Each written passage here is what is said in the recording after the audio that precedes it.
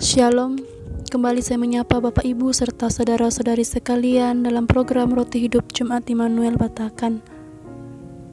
Sebelum kita disegarkan oleh firman Tuhan, mari kita satu di dalam doa, kita berdoa. Kembali kami menundukkan kepala di hadapan-Mu ya Tuhan. Kami mengucap syukur atas kasih pertolongan Tuhan yang selalunya dalam kehidupan kami. Terima kasih ya Tuhan bahwa penyertaan-Mu sehingga kami boleh ada saat ini ya Tuhan. Tuhan, sekarang kami akan mendengarkan firman-Mu. Kiranya Engkau memberkati kami sehingga kami boleh memahami dan mengerti akan kebenaran firman-Mu. Tuhan, inilah yang menjadi doa kami di dalam anak-Mu Yesus Kristus, Tuhan dan Juru Selamat kami yang hidup. Amin. Bapak, Ibu, serta saudara-saudari kekasih di dalam Tuhan, pembacaan kita pada saat ini terambil dari Lukas pasal 6 ayat 32 hingga ayatnya yang ke-33. Lukas pasal 6 ayat 32 hingga ayatnya yang ke-33. Lembaga Alkitab Indonesia memberi judul Kasihilah Musuhmu. Firman Tuhan, dan jikalau kamu mengasihi orang yang mengasihi kamu, apakah jasamu? Karena orang-orang berdosa pun mengasihi juga orang-orang yang mengasihi mereka. Sebab jikalau kamu berbuat baik kepada orang yang berbuat baik kepada kamu, apakah jasamu? Orang-orang berdosa pun berbuat demikian. Amin. Bapak, Ibu, serta saudara-saudari kekasih di dalam Tuhan, tema pembacaan kita pada saat ini yaitu tetap mengasihi walaupun dilukai. Tetap mengasihi walaupun dilukai.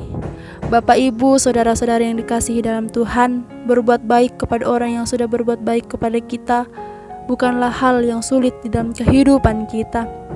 Bisa dibilang dunia saat ini mengenalnya dengan istilah timbal balik. Bahkan dengan tidak sadar, kita secara otomatis sudah melakukannya di dalam kehidupan kita. Namun apabila kita diharuskan untuk mengasihi seseorang yang sudah menyakiti kita, apakah kita mampu? Apakah kita mampu untuk mengasihi mereka yang telah menyakiti kita? Ya, belum tentu Bapak Ibu. Karena sangatlah sulit berada di posisi yang diremehkan, disakiti, dihianati, serta diejek. Dan mungkin masih banyak sekali apabila kita listkan di dalam daftar kehidupan kita, tidak akan pernah ada habisnya. Saat kita disakiti oleh orang lain, dorongan untuk membalas kebencian pasti akan muncul di dalam diri kita. Bahkan tak jarang untuk kita bisa membalas hal yang sama kepada mereka yang sudah menyakiti kita. Kita sebagai anak Tuhan, memang kita tidak sempurna, tetapi jangan kita memanfaatkan ketidaksempurnaan kita itu untuk melakukan dosa, untuk membalas perbuatan mereka yang berbuat jahat kepada kita. Bapak, Ibu, serta saudara-saudari kekasih di dalam Tuhan, kebencian yang dibiarkan terpendam di dalam diri kita terus-menerus akan berkembang menjadi kepahitan yang menyiksa diri kita sendiri.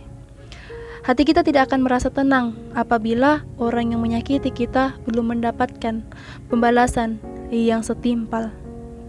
Rasa gelisah dan memikirkan hal-hal untuk membalas dendam pasti akan memenuhi hati kita dan perasaan kita.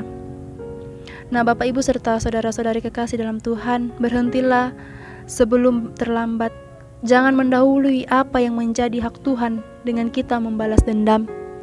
Walaupun berat, bahkan kita harus berjuang dengan susah payah, berusahalah untuk memberikan pengampunan. Ingatlah kebaikan mereka kepada kita. Dengan memberikan pengampunan kita, memberikan kelepasan kepada hati kita yang sakit untuk menjadi sembuh.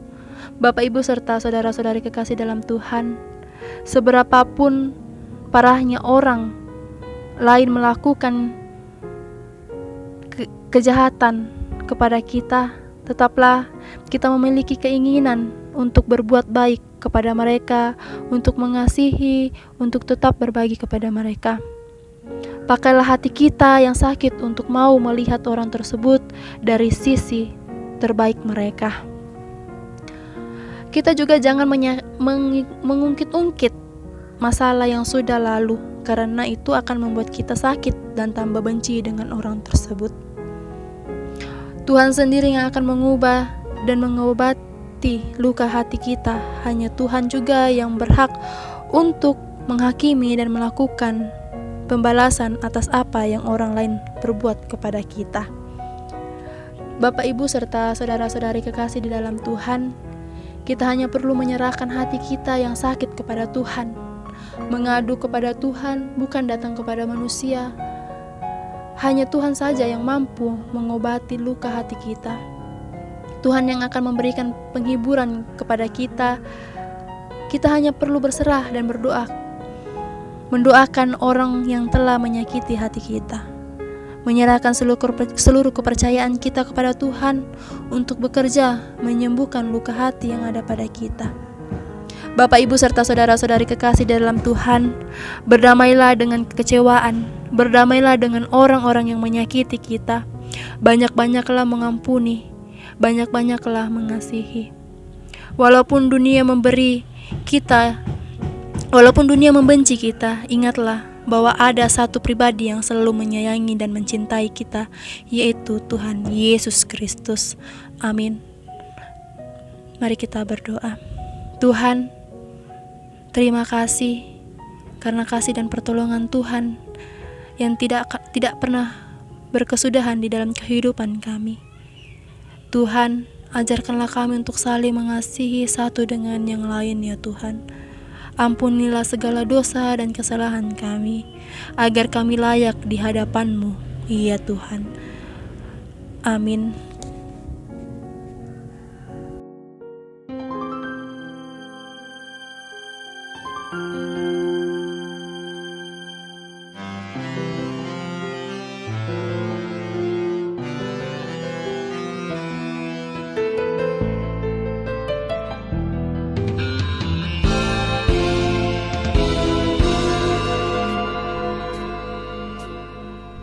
Semusim berlalu, namun Kau selalu peliharaku.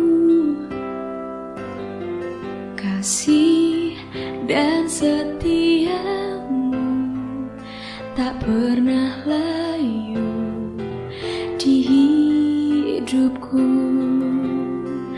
Lebih luas dari samudra, kebaikan-Mu Bapa takkan habis di hidupku. Lebih tinggi dari cakrawala, tak terbatas kasih-Mu. Sungguh ku bersyukur.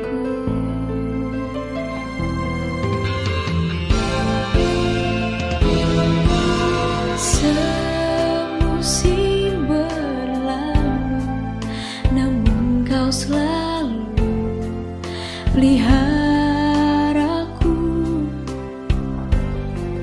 Kasih dan setia-Mu tak pernah layu di hidupku.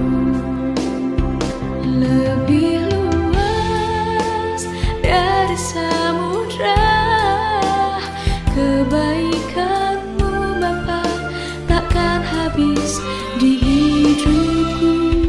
Lebih tinggi dari cakrawala, tak terbatas kasih-Mu. Sungguh ku bersyukur.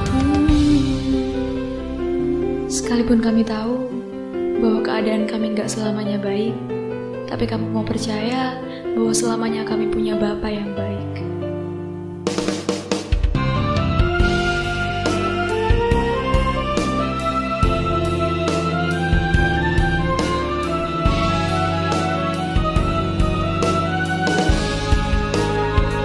Lebih luas dari samudra,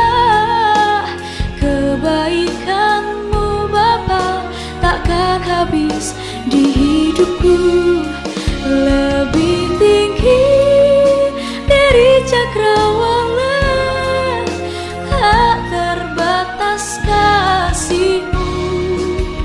Sungguh ku berjuang